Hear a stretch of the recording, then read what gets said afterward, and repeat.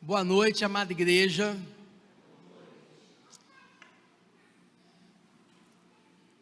Para mim foi muito bom conhecer vocês. E hoje estar aqui sabendo que é o fim da conferência é para mim uma alegria, mas também uma certa tristeza, porque estou deixando os irmãos, uma igreja que me recebeu muito carinhosamente. Eu quero agradecer a todos que se envolveram em me trazer até aqui, de me receber. Quero realmente agradecer a Deus pela vida desta igreja. Foi muito bom estar com vocês. Mas eu tenho 3 meninas lindas e maravilhosas me esperando em Brasília. Eu tenho 2 filhas e uma esposa, e elas estão lá também, morrendo de saudade. Eu já estou com saudade delas. Então, queridos, eu quero que vocês lembrem de estar orando por mim, por minhas 3 meninas, para que a gente continue a ser uma família usada pelo Senhor para a glória dele. Amém? Eu quero convidar você a abrir a sua Bíblia na carta de Paulo aos Gálatas.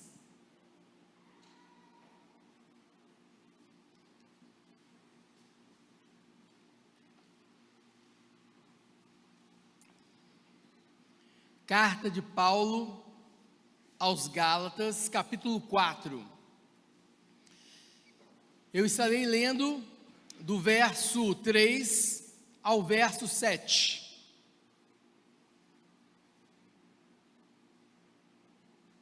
Gálatas, capítulo 4, do verso 3 ao verso 7. A palavra de Deus diz assim: assim também nós, quando éramos menores, estávamos servilmente sujeitos aos rudimentos do mundo. Vindo, porém, a plenitude do tempo, Deus enviou o seu Filho, nascido de mulher, nascido sob a lei, para resgatar os que estavam sob a lei, a fim de que recebêssemos a adoção de filhos. E porque vós sois filhos, enviou Deus ao nosso coração o Espírito de seu Filho, que clama: Abba, Pai. De sorte que já não és escravo, porém filho, e sendo filho, também herdeiro por Deus.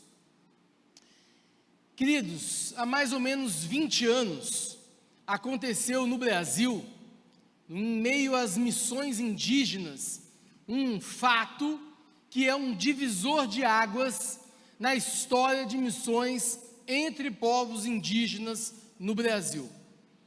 Um casal de missionários estava plantado por Deus numa base em plena selva amazônica, e de repente eles veem surgir no rio um barquinho, e salta desse barquinho 2 indígenas, um rapaz e uma criancinha mais nova, uma menina. Esse rapaz, carregando essa indígena nos seus braços, chega na frente deste casal de missionários e entrega esta criança na mão deles. Esse rapazinho volta para o barco, para sua voadeira, e vai embora. E o casal ali de missionários, sem entender muito bem o que estava acontecendo, ainda não conheciam a língua, ainda não conheciam a cultura, para entender realmente tudo que estava por trás daquele fato inusitado. Agora eles estavam com uma criança indígena, de talvez seus 2, 3 anos de idade. Quem era aquela criança? O fato é que este casal de missionários irá adotar aquela criança indígena. E eles então, estudando sobre a língua, a cultura, estando mais visitando a região, eles descobrem a história por trás daquela criança que foi entregue para eles. O povo daquela criança acreditou que, por causa do nascimento dela, os espíritos estavam irados contra eles, Por isso veio sobre o povo um período de fome, um período de estiagem, um período de grande dificuldade no dia a dia do povo. E a culpa era daquela criança, porque à medida que ela começou a se desenvolver, eles perceberam que ela estava apresentando problemas no seu desenvolvimento motor. Não era uma criança normal, era uma criança com necessidades especiais. Eles começaram a perceber que aquela criança apresentava limitações, dificuldades no seu desenvolvimento.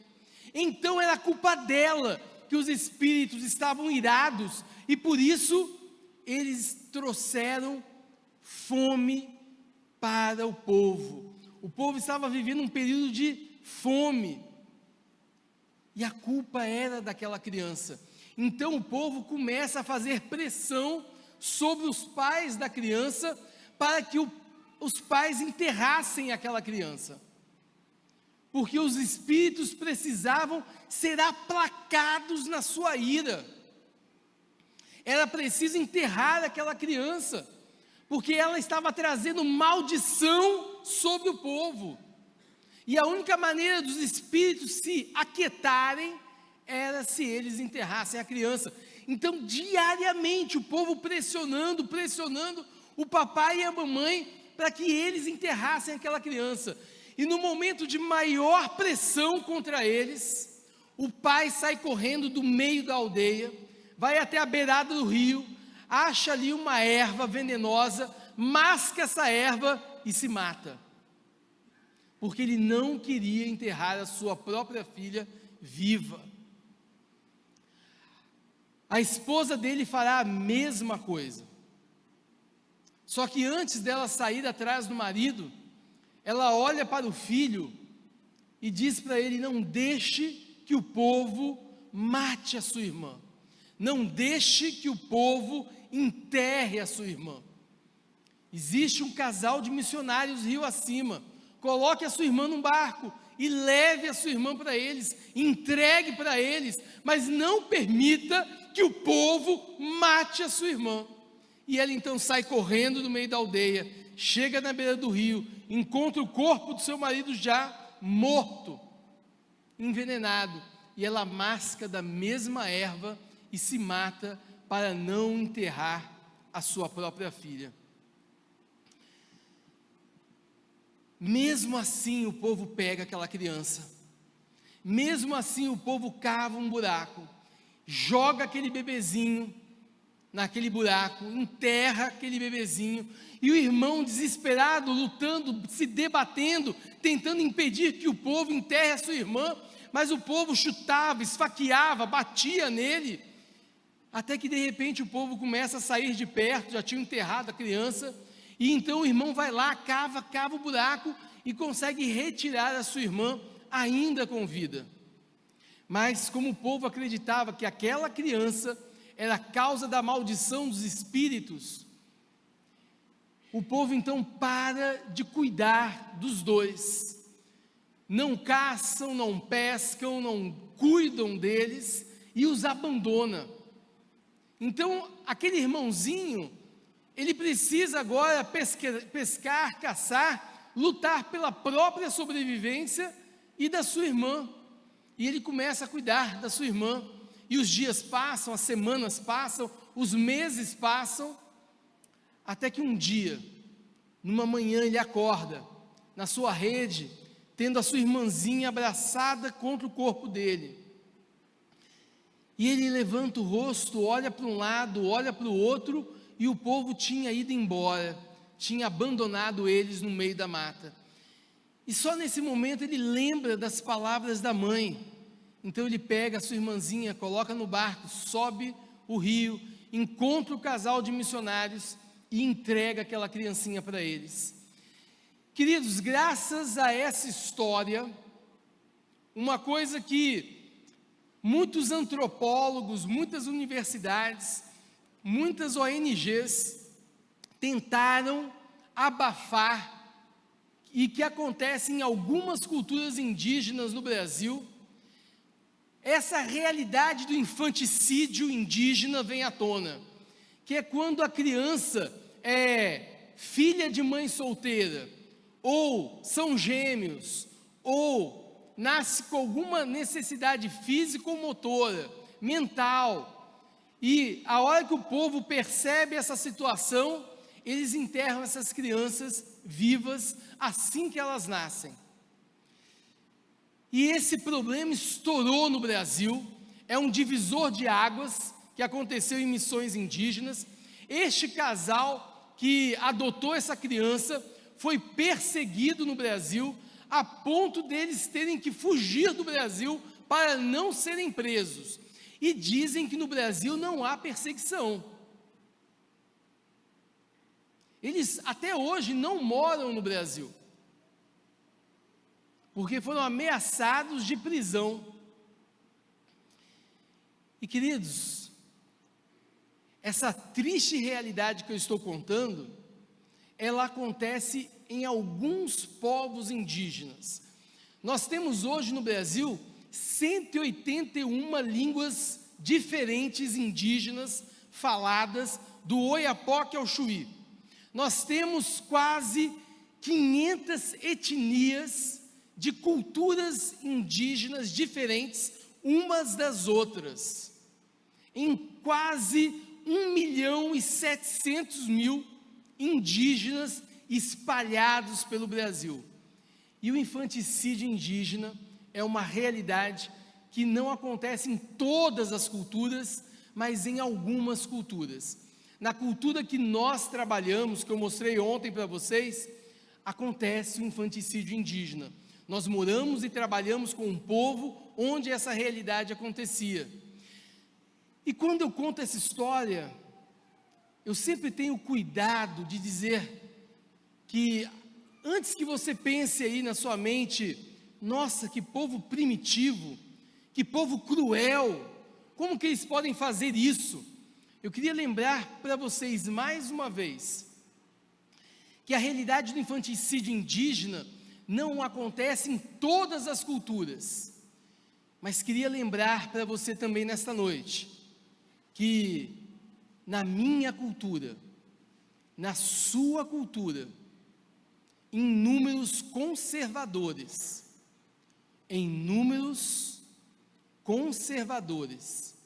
todo ano são abortadas 100.000 crianças no Brasil. Então, antes que você pense que este povo é um povo cruel, é um povo primitivo, eu quero que você olhe para sua cultura, para a minha cultura. Todo ano, em números conservadores, são abortados no Brasil 100.000 crianças. Meus amados, hoje eu quero responder para vocês 3 perguntas. Por que você deve se envolver na obra missionária? Segunda pergunta: como você deve se envolver na obra missionária? Terceira pergunta: até quando você deve se envolver na obra missionária?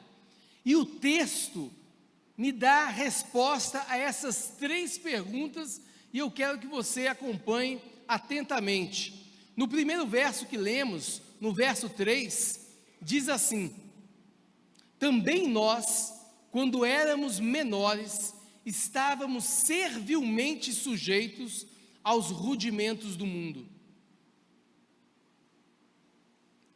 Rudimentos do mundo é uma expressão que aparece aqui na carta de Paulo aos Gálatas, mas também aparece na carta de Paulo aos Colossenses.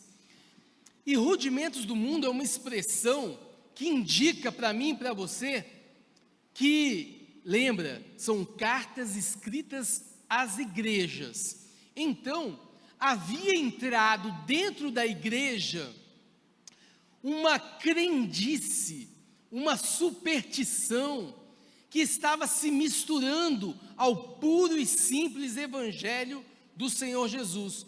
Nós chamamos isso de sincretismo.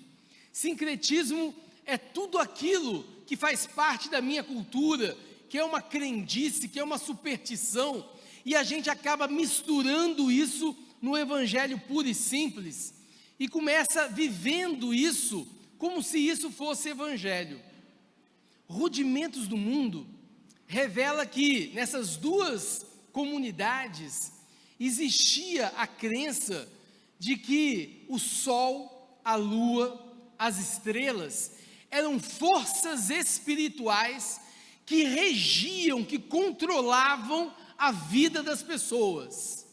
Essa era a crença do mundo pagão na região da Galácia e na região de Colosso.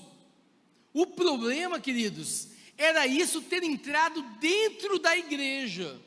Por isso Paulo está escrevendo para eles, dizendo que eles eram antes, servilmente sujeitos aos rudimentos do mundo, e que eles não deveriam mais ser apegados a essas crendices.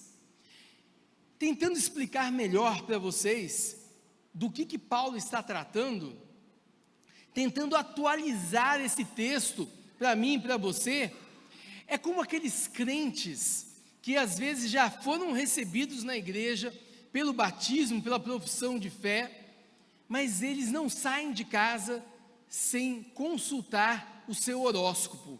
Ah, eu sou de Gêmeos. Não, eu sou de Capricórnio. Não, eu sou de Leão. Não, vamos ver o que o meu signo diz para mim hoje.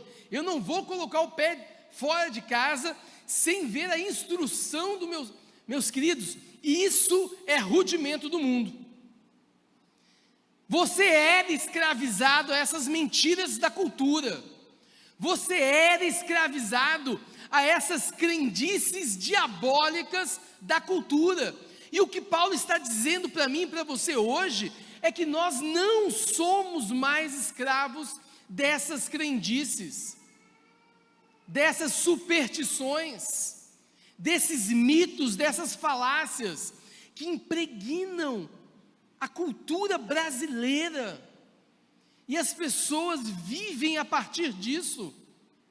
Meus amados, o que Paulo está dizendo para esta igreja, e hoje para mim e para você, é que nós fomos libertos dessa escravidão.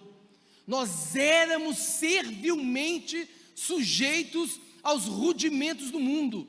E se você conheceu a palavra poderosa que liberta, você sabe o que pode libertar as pessoas que estão aí fora e ainda estão escravizadas a esses rudimentos, que ainda estão escravizadas, encarceradas nas mentiras satânicas semeadas na nossa cultura.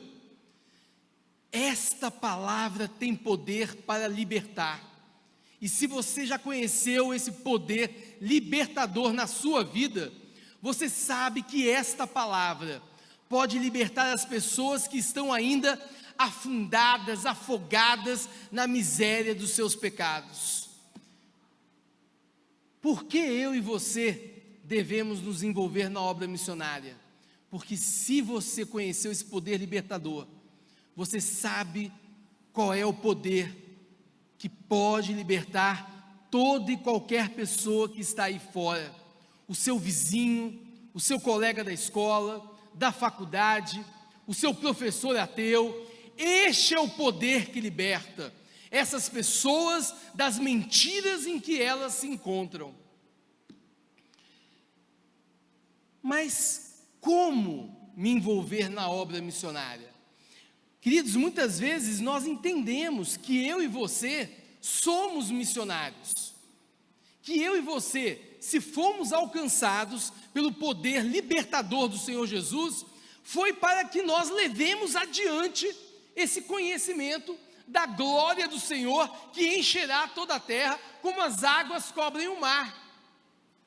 Nós compreendemos isso, nós sabemos que, se nós não formos missionários, só nos resta uma segunda opção. Então nós somos campo missionário. Se você nesta noite não tem a certeza, a convicção de que você é um missionário, você ainda é um campo missionário que precisa ser evangelizado. Porque todo aquele que foi liberto pelo poder do Espírito Santo, sabe que foi liberto para pregar a palavra, para glorificar o Senhor, para fazer com que esta verdade libertadora avance até os confins da terra. Mas, querido, como me envolver? É a minha segunda pergunta nesta noite. Como me envolver na obra missionária? De que maneira me envolver? Muitas igrejas fazem muitos cursos de evangelismo, nos ensinando como pregar o evangelho, estratégias de como apresentar a palavra da salvação. Nada contra, nós precisamos realmente investir nessas coisas.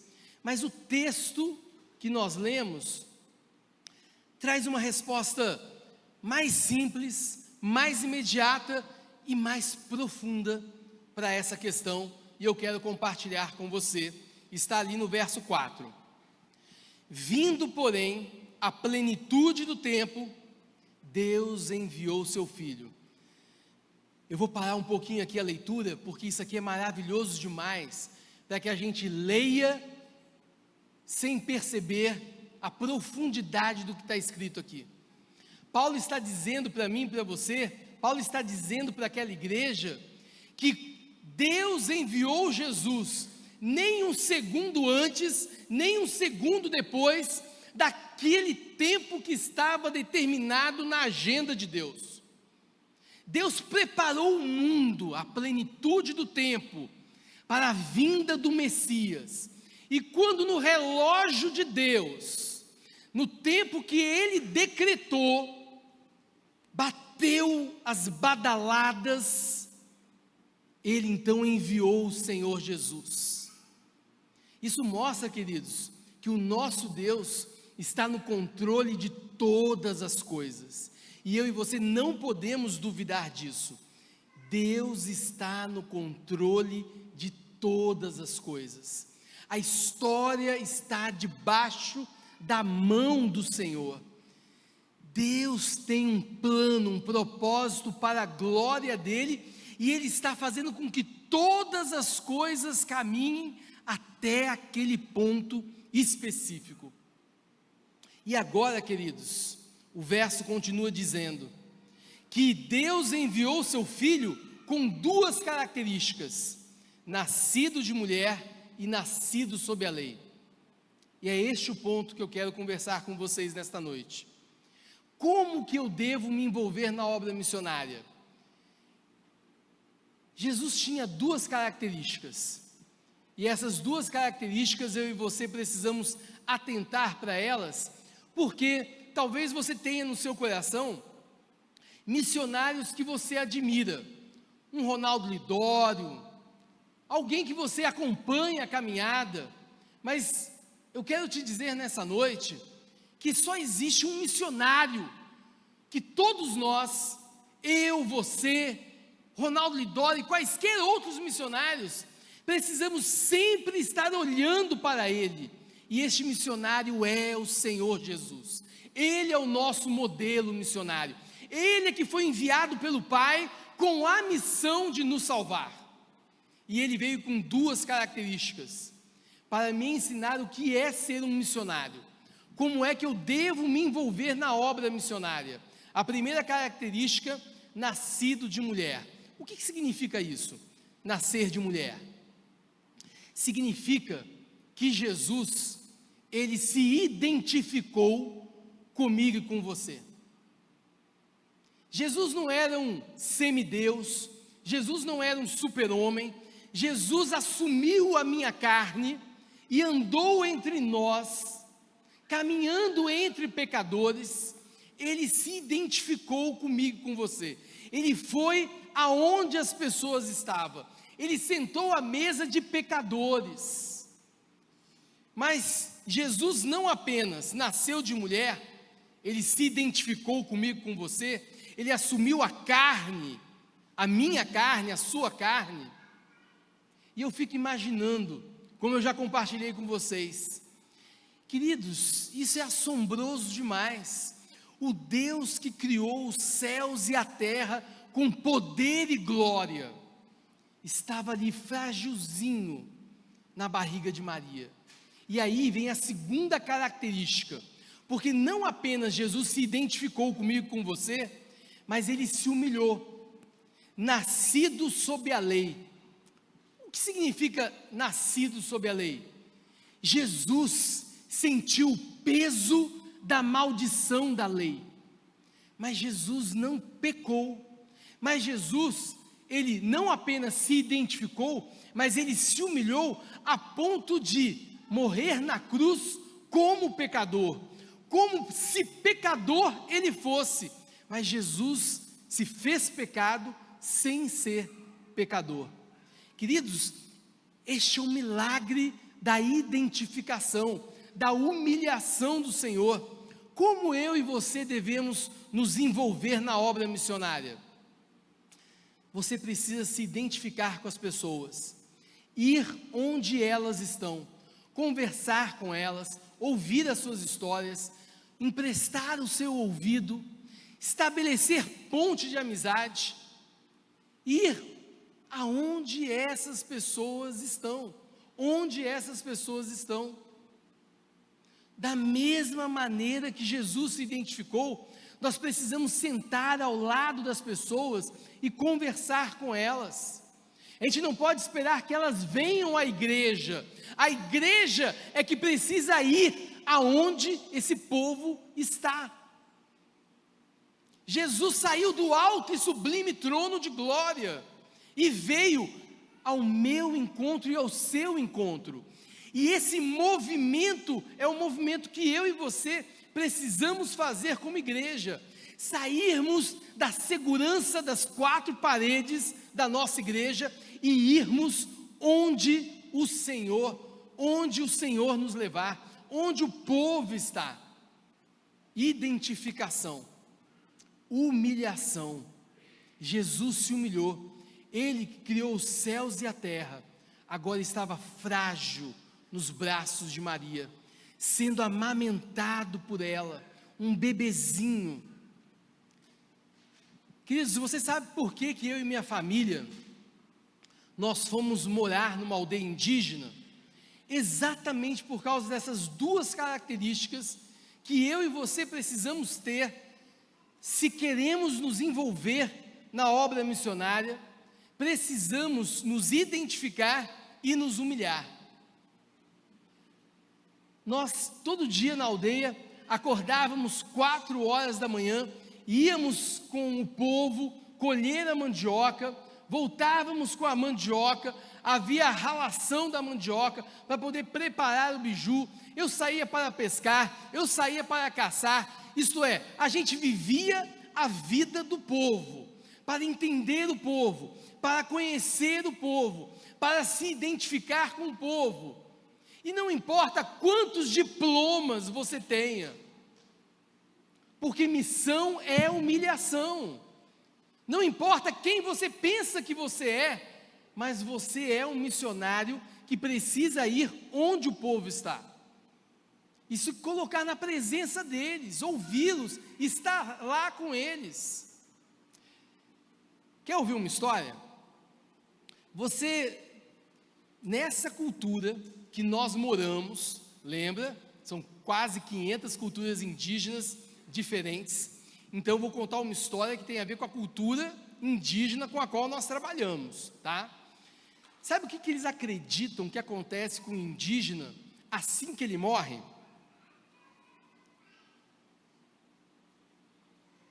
Quando o indígena morre, ele abre os olhos do lado de lá. Quando ele abre os olhos do lado de lá, se ele quer chegar no céu, ele vai ter que passar por 3 desafios. O primeiro desafio é uma pontezinha estreita, bem cebada, que se ele tropeçar e cair, aí o espírito dele fica perdido. Nem vai para o céu, nem volta para a terra. Fica preso no nada, na escuridão. Segundo desafio, umas folhas de jatobá pontudas, e ele vai pisando nessas folhas, e essas folhas vão rasgando o pé dele. Se ele fraquejar e cair no chão, nem vai para o céu, nem volta para a terra, o espírito dele fica perdido. Terceiro desafio, um sapo enorme, vem com a bocona assim, ó, pronto para comer. Se esse sapo abocanhar o indígena, mesma coisa. Aí ele nem vai para o céu, nem fica na terra, o espírito dele fica perdido aí. Aí eu entendi por que os indígenas nessa cultura eram enterrados com borduna. Você sabe o que é borduna? Borduna é uma trave de madeira grande, que quando eles saem para caçar, eles levam, porque se vier a onça, é com ele que o indígena vai se defender, batendo na cabeça da onça, para espantar o bicho.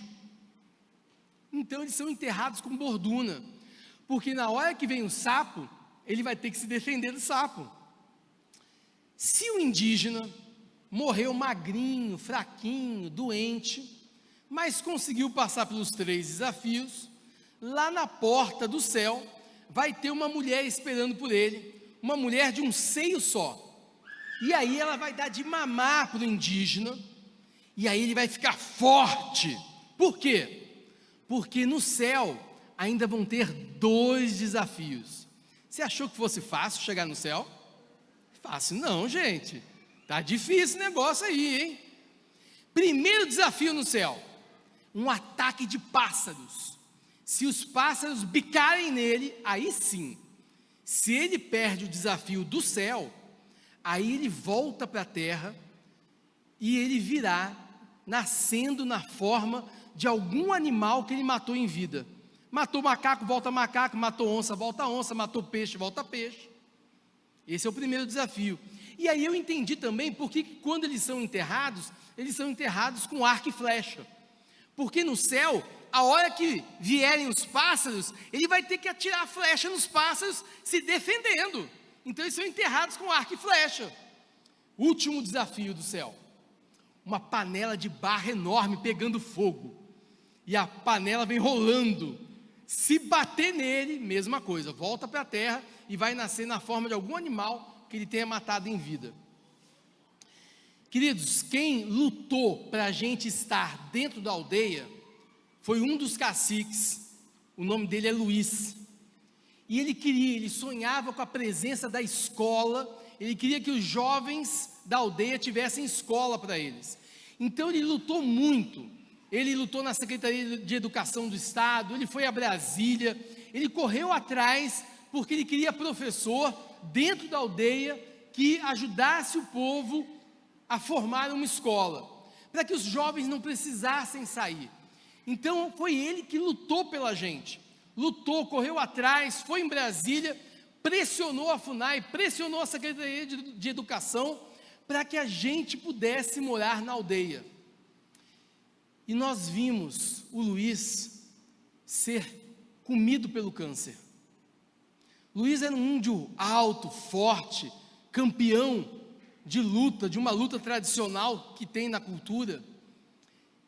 E o câncer foi comendo o Luiz, a ponto do Luiz então ser levado para Brasília. Em Brasília tem um hospital para indígenas que tem doenças como câncer. Então todo indígena que enfrenta doenças terminais é levado para esse hospital em Brasília. E tentaram fazer de tudo para ajudar o Luiz, até que os médicos o desenganaram e falaram para o Luiz: Luiz, não tem mais o que fazer. Então naquele momento o Luiz disse para os médicos em Brasília: eu não quero morrer aqui, eu quero morrer junto com o meu povo, eu quero morrer lá na minha aldeia, me leva para lá, eu não quero morrer aqui. E aí pegaram o Luiz de Brasília, levaram lá para Canarana, e nessa época a gente estava na cidade de Canarana, e eu sabia que poderia ser a última vez que eu iria encontrar o Luiz com vida, e realmente foi a última vez que eu vi o Luiz com vida. Entrei na casa onde colocaram ele, abri a porta do quarto, ele estava deitado na cama, e ele estava só pele e osso, não era nem sombra do Luiz que eu tinha conhecido, forte. Cheguei perto do Luiz e perguntei como ele estava, e ele começou a chorar, e ele disse para mim: professor, eu estou morrendo de medo. E então naquele momento eu contei para o Luiz essa história que eu acabei de contar para vocês, do que acontece com o indígena quando ele morre, que é a própria história do povo dele.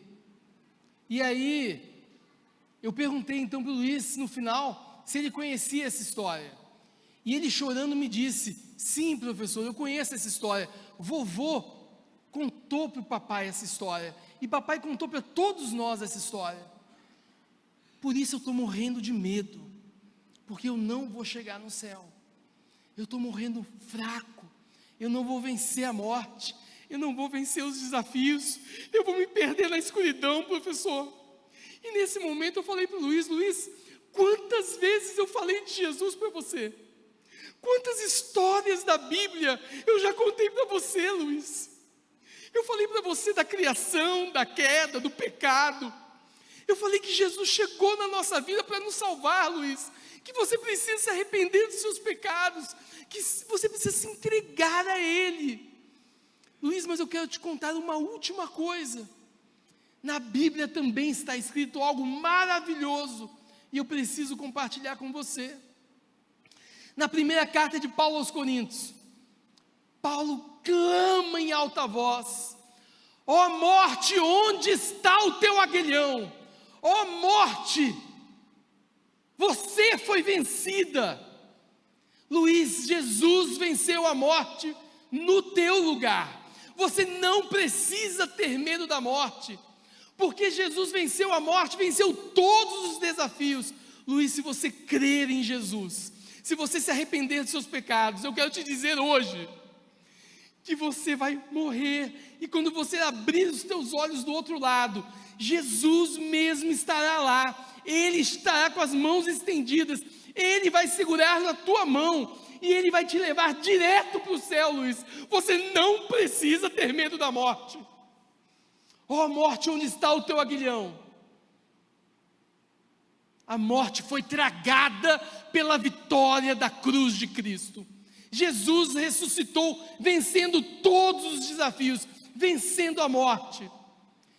Queridos, uma das minhas maiores alegrias do meu ministério é porque pela fé eu tenho plena convicção de que quando eu chegar no céu, eu vou encontrar com Luiz lá, porque naquele dia ele entregou a vida e morreu crendo que a hora que ele abrisse os olhos, o próprio Senhor Jesus estaria ali e o levaria diretamente para o céu.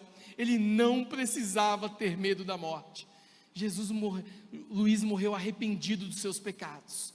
Luiz morreu crendo que Jesus venceu todos os desafios. Meu querido, você não precisa ter medo da morte. A igreja não precisa ter medo da morte, porque Jesus venceu a morte. E Jesus abriu um novo e livre caminho, direto para o céu, para mim e para você. Mas eu falei para vocês que hoje eu responderia 3 perguntas. Por que eu e você precisamos nos envolver na obra missionária? Porque se você foi alcançado pelo poder dessa palavra libertadora, você sabe o que pode libertar as pessoas aí fora. Segunda pergunta, como eu devo me envolver na obra missionária? Da mesma maneira que Jesus se envolveu. Humilhe-se, identifique-se, vá onde as pessoas estão, não espere elas virem até você, vá pregar o Evangelho, assuma a sua obra missionária. Terceira e última pergunta, até quando eu e você estaremos envolvidos na obra missionária? E o texto que nós lemos também me responde isso. Verso 5, Jesus foi enviado por Deus para resgatar os que estavam sob a lei, a fim de que recebêssemos a adoção de filhos. E porque vós sois filhos, enviou Deus ao nosso coração o Espírito de seu Filho que clama, Abba, Pai. De sorte que já não és escravo, porém filho, e sendo filho, também herdeiro por Deus. Enquanto há vida, há esperança. Até quando eu e você nos envolveremos na obra missionária? Talvez você esteja aqui nesta noite e já tenha desistido de orar pelo seu marido, já tenha desistido de orar pela sua esposa, já tenha desistido de orar por aquele parente que há anos você ora, clama ao Senhor e não vê transformação. Mas pelo texto de Paulo, enquanto há vida há esperança. E quem sabe, não desista de orar, de pregar, porque se for da vontade do Senhor, o Espírito Santo virá, arrancará o coração de pedra, colocará um coração de carne, e esta pessoa poderá amanhã estar sentada nesta igreja, ao teu lado, no banco, adorando o mesmo Deus que você hoje está adorando, porque ele também foi adotado pelo Pai, por meio de Jesus Cristo. Queridos, eu quero terminar contando ainda uma última história. Não sei quantos de vocês conhecem o estado do Acre. É um estado que todo ano, pelo menos no meu contexto, a gente vê as inundações, as enchentes, muitas pessoas perdem as suas casas, e as igrejas presbiterianas se organizam para enviar cesta básica, para enviar mantimentos às igrejas presbiterianas do Acre, para que elas possam ajudar as pessoas lá que estão passando por isso.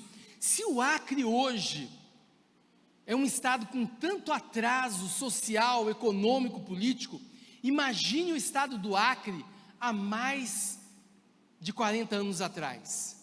Se hoje nós ouvimos tantas coisas sobre o Acre, imagine há mais de 40 anos atrás, como não deveria ser. E havia no estado do Acre, e não somente no estado do Acre, mas em várias regiões do Brasil, uma doença muito conhecida de mim e de você, por causa da Bíblia. Existia a lepra, que hoje nós chamamos de hanseníase. E essa era uma doença que se espalhava por todas as regiões mais carentes do Brasil, e ela tomou conta do Acre, naquela época, mais de 40 anos atrás, e o governo então tomou uma atitude, para cuidar dos leprosos, o governo criou vilas de leprosos, e essas vilas de leprosos também se espalharam pelo Brasil inteiro, e o governo então arrancava os leprosos das suas casas, das suas famílias, para que eles não passassem a doença para os seus, e jogava esses leprosos com outros leprosos, estranhos morando numa vila de leprosos, e o governo, ele tinha um remédio que ele oferecia, que ele ministrava, que era um remédio que realmente parava o avanço da lepra, mas ele tinha um efeito colateral. Esse remédio despertava a libido sexual. Estavam os leprosos nessas vilas, carentes, machucados, tristes, abandonados, arrancados das suas famílias para não passar a doença para eles. Quantas crianças nasceram nessas vilas de leprosos, de incesto, de estupro? Quantas crianças nasceram nessas vilas, nessas condições? Agora o governo tinha um segundo problema, e ele então criou, espalhando pelo Brasil, as creches para filhos de pais leprosos. Assim que essas crianças nas vilas nasciam, o governo ia lá e tirava essas crianças, para que elas não pegassem lepra, e jogavam elas nessas creches. Há mais de 40 anos atrás, no estado do Acre, 2 mulheres estavam visitando essas creches para filhos de pais leprosos. Essas 2 mulheres, uma delas era mãe, a outra era filha, mãe e filha uma da outra. E elas contam que elas entraram numa dessas creches, e assim que elas entraram, era uma sala grande, com vários berços, com várias dessas crianças. Mas o que chamou a atenção delas foi o primeiro berço que elas olharam, e nesse primeiro berço tinha uma criança de mais ou menos 2 anos de idade, E elas contam que essa criança segurava o estrado do berço, e do estrado do berço ela olhou para essas mulheres. E é como se essa criança dissesse: pelo amor de Deus, me tira daqui, me leva embora daqui. E as duas adotaram essa criança. E as duas adotaram essa criança naquela creche de filhos de pais leprosos. E graças àquela adoção, eu hoje estou aqui falando com vocês. Quem eram aquelas duas mulheres? Ela era a esposa do governador do estado do Acre, mãe e filha. Elas estavam visitando as creches, e elas entrando naquela creche, vendo a minha situação, adotaram e me levaram para Brasília. Queridos, se eu tivesse ficado naquela creche, o que aconteceu com aquelas crianças no estado do Acre? Muitas daquelas crianças morreram, muitas daquelas crianças pegaram lepra. E graças a essa adoção, eu fui levado do Acre direto para Brasília, e tive as melhores escolas e as melhores condições financeiras, porque eu fui adotado pelo governador do estado do Acre. Mas eu não vim hoje à noite falar da minha adoção, eu vim falar desta adoção que nós lemos no capítulo 4 da carta de Paulo aos Gálatas. Eu só descobri que eu era adotado aos 19 anos de idade. E quando eu descobri que eu era adotado, eu amei a minha mãe mais ainda. Porque eu olhei para ela e vi como eu tinha sido um filho ruim para ela, com uma vida sem Cristo, totalmente errada, totalmente enfiada nas drogas, na promiscuidade. E eu nunca ouvi minha mãe jogar na minha cara: maldito dia que eu te tirei daquela creche, por pior filho que eu tenha sido. E eu fui um filho muito difícil para minha mãe. Minha mãe nunca jogou na minha cara que eu era um filho adotado. Ao contrário, quando eu descobri que eu era adotado, eu amei a minha mãe mais ainda, porque a minha sensação é que eu era um filho escolhido, que eu era muito amado por ela e pelas minhas duas irmãs. Queridos, se eu fui abençoado como eu fui, porque uma mulher pecadora me adotou, imagina as bênçãos que esperam por mim e por você, desde agora até a eternidade, porque eu e você fomos adotados pelo Pai em Cristo Jesus. Você foi adotado. Eu e você precisamos entender que a obra missionária é levar o evangelho da adoção a todas as línguas, povos, culturas, que há pessoas aí fora, os eleitos de Deus, esperando para serem adotados pelo Pai, mediante Jesus Cristo. Feche seus olhos, eu quero orar por você. Ó Pai amado, nós estamos aqui nesta noite, Senhor. Nós ouvimos a Tua palavra, Senhor. Nós ouvimos sobre o evangelho da adoção. Ó Deus, as bênçãos da adoção em Cristo Jesus são para aqui, para agora e para toda a eternidade.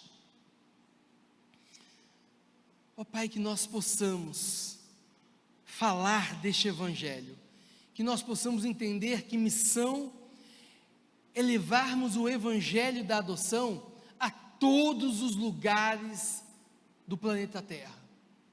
E assim como nós fomos adotados pelo Senhor Jesus, como irmãos na família dele, agora filhos do mesmo Pai, que a gente possa levar esta mensagem até os confins da terra, porque outras pessoas estão esperando para serem adotadas. Que esta igreja, a primeira igreja presbiteriana do Brasil, em Jaru, que esta igreja possa ser conhecida como uma igreja que prega o evangelho da adoção, que as pessoas vejam esta igreja como um farol que ilumina as trevas em que muitos aí estão perdidos, e que o evangelho da adoção seja pregado nesta igreja, nesta cidade, neste estado, neste país, até os confins da terra, em nome de Jesus, amém.